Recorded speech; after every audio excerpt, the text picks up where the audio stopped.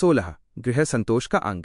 गृहस्थ जीवन में रहते हुए संतोष और मर्यादा बनाए रखने की सीख। आदि सतगुरु सुखराम जी महाराज केवल बाहरी रूप से घर बार छोड़ देने वाले उन नाम मात्र के त्यागियों वैरागियों को समझाते हुए कहते हैं कि हे त्यागी, तुमने गृहस्थ जीवन को अत्यंत छोटा या नीचा समझकर अपनी पत्नी का परित्याग कर दिया है और स्वयं को बड़ा धर्मात्मा मान बैठे हो। जरा विचार तो करो, साक्षात ब्रह्मा जी के घर में सावित्री नार विराजित हैं और महादेव शिवजी के संग स्वयं जगत जननी माता पार्वती रहती हैं। महाविष्णु के घर की स्त्री स्वयं साक्षात लक्ष्मी जी हैं और विघ्नहर्ता गणपति के घर में तो रिद्धि और सिद्धि नामक दो पत्नियां निवास करती हैं। आकाश में चमकने वाले चंद्रमा के घर में अश्विनी से लेकर 27 दक्ष राजा की पुत्रियां स्त्रियां हैं और सूर्यदेव के घर में संज्ञा नाम की नारी है। परम ज्ञानी महर्षि वेद व्यास जी के संग भी वाटिका और घृताची अप्सरा जैसी नारियों का वास रहा है। जब स्वयं मर्यादा पुरुषोत्तम भगवान श्रीराम के संग माता सीता थीं और पूर्ण पुरुषोत्तम श्रीकृष्ण के अवतार में, तो उनके संग अनेक रानियां व गोपियां बहुत नारियां बखानी गई हैं।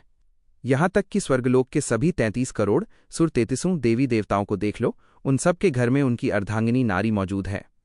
आदि सतगुरु सुखराम जी महाराज पूछते हैं कि हे त्यागी, अब तुम ही बताओ कि इन महान देवों अवतारों और ऋषियों में से ऐसा कौन है जो नारी के संग रहकर भी तुमसे कमजोर, हल्का या अपवित्र निरसा साबित हुआ है। जब ये सब गृहस्थ में रहकर भी परम पूजनीय रहे, तो फिर तुम गृहस्थी को छोटा समझकर भागने वाले कौन होते हो। 1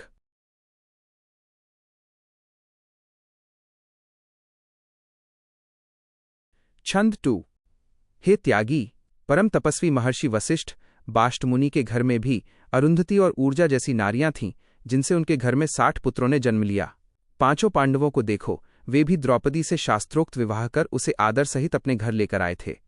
महान कर्दम मुनि के घर में साक्षात देवहूति जैसी परम विदुषी नारी शोभायमान थी और लोक में पूजनीय पीर पैगंबरों के संग भी उनकी पत्नियां सदा रहीं। तीर्थंकर ऋषभदेव के घर में जयंती थीं और पांडुपुत्र सहदेव के घर में विजया कविजया थीं। इस संसार में इनमें से कोई भी स्त्री के बिना नहीं रहा। ये सभी महापुरुष पूर्ण रूप से गृहस्थी घरबारी थे, परंतु इन्होंने इसी गृहस्थ जीवन में रहते हुए केवल राम नाम के सच्चे भजन के बल पर इस संसार समुद्र को पार कर लिया और परम ब्रह्मपद को प्राप्त किया। आदि सतगुरु सुखराम जी महाराज उस त्यागी से तीखा प्रश्न पूछते हैं कि जब इतने बड़े बड़े ऋषि मुनि देव और अवतारी पुरुष गृहस्थी में रहकर पार उतर गए, तो हे भाई, तुम अपनी पत्नी को त्याग कर स्वयं को इनसे कितना अधिक इद को और बड़ा समझते हो। क्या तुम्हारा आध्यात्मिक सामर्थ्य इन सबसे भी ऊंचा है जो तुम गृहस्थी को छोटा मान रहे हो। हे त्यागी, परम तपस्वी जमदग्नि ऋषि के घर में रेणुका जैसी पतिव्रता नारी थीं। राजा जनक, विदेही और राजा अम्बरीश, शंकर ऋष जैसे महान राजर्षियों के महलों में भी रानियां थीं।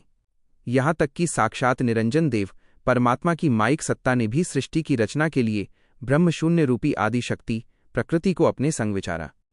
ये सभी महापुरुष ऋषि और स्वयं देव सत्ताएं पूर्ण रूप से गृहस्थी घरबारी थे, परंतु इस संसार में रहते हुए भी वे अपनी साधना के बल पर सीधे परम ब्रह्म में जाकर विलीन हो गए। आदि सद्गुरु सुखराम जी महाराज उस त्यागी को झकझोरते हुए पूछते हैं कि हे भाई, जब गृहस्थ धर्म में रहते हुए ही इन सबने परम पद को पा लिया, तो तुम मुझे बताओ कि इस गृहस्थ जीवन घर माय में ऐसा क्या अवगुण, ओगण या दोष है जिसके कारण तुमने अपने परिवार और अपनी अर्धांगिनी का त्याग कर दिया।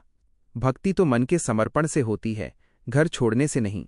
आदि सतगुरु सुखराम जी महाराज उस त्यागी को भक्ति के गूढ़ बीज का भेद समझाते हुए कहते हैं कि वह परम अविनाशी सत्स्वरूप ब्रह्म सदा अमर, सदाई अमर रहने वाला है, जिसकी महिमा और विस्तार का पूरा वर्णन वाणी से करना असंभव है।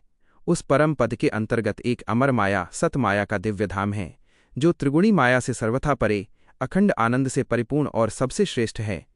हे त्यागी, जो मनुष्य उस अमर माया के सुख धाम की महिमा को पहचान लेता है, उसे ही तुम सबसे श्रेष्ठ ईदकी जानो। वो मूल अविनाशी ब्रह्म तो अपनी स्थिति से कभी डिगता नहीं, वो सदा एकरस रहता है। ठीक उसी प्रकार सत्स्वरूप की वह दिव्य अमर माया भी कभी कम ज्यादा नहीं होती। उतार चढ़ाव और महाप्रलय का नाश तो केवल इस संसार की त्रिगुणी माया में होता है। इसलिए ज्ञानी को इस नाशवान त्रिगुणी माया के झूठे सुखों को त्याग कर सत्स्वरूप की उस अखंड अमर माया के परम धाम को प्राप्त करना चाहिए। विशेष वैराग्य विज्ञान भेद ग्रेटर देन साधारण ब्रह्म ज्ञान के मार्ग में पारब्रह्म पद को पाने के लिए माया का पूरी तरह त्याग करना पड़ता है। ऐसे त्यागी पुरुष ब्रह्मज्ञानी हंस साधना के बल पर उस पारब्रह्म पद में जा पहुंचते हैं जो बिल्कुल शांत और निराकार है, जहां सृष्टि का कोई आनंद या सुख विलास नहीं है। परंतु मेरे सद्गुरु सुखराम जी महाराज के इस केवली विज्ञान ज्ञान में जीव को आत्मिक आनंद से विमुख नहीं होना पड़ता। यहाँ का शब्द बीज जीव को सीधे सत्स्वरूप ब्रह्म के उस अमर माया पद में पहुंचाता है जहाँ अखंड और अनंत महासुख की प्राप्ति होती है।